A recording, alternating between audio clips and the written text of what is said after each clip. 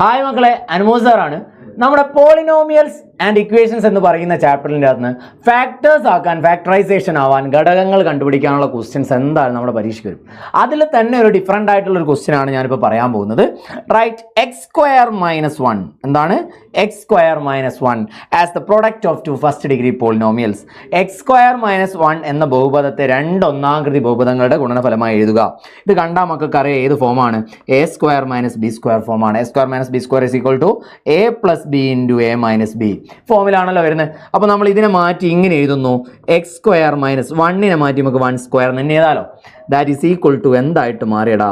X plus 1 into X minus 1. ഇങ്ങനെയുള്ളൊരു ചോദ്യം നിങ്ങൾ പ്രതീക്ഷിച്ചോ? വരാനുള്ള ചാൻസ് അത്രയും കൂടുതലാണ്. അതായത് ഇപ്പോൾ ഉദാഹരണത്തിന് എക്സ് സ്ക്വയർ മൈനസ് 4 ചോദിക്കുന്നതെങ്കിൽ അതിനെ മാറ്റി നമുക്ക് എക്സ് സ്ക്വയർ മൈനസ് 4 എങ്ങനെ എഴുതാം? 2 സ്ക്വയർ എന്ന് എഴുതാം. 4 എന്ന് പറഞ്ഞാൽ 2ന്റെ സ്ക്വയറാണ്. That is A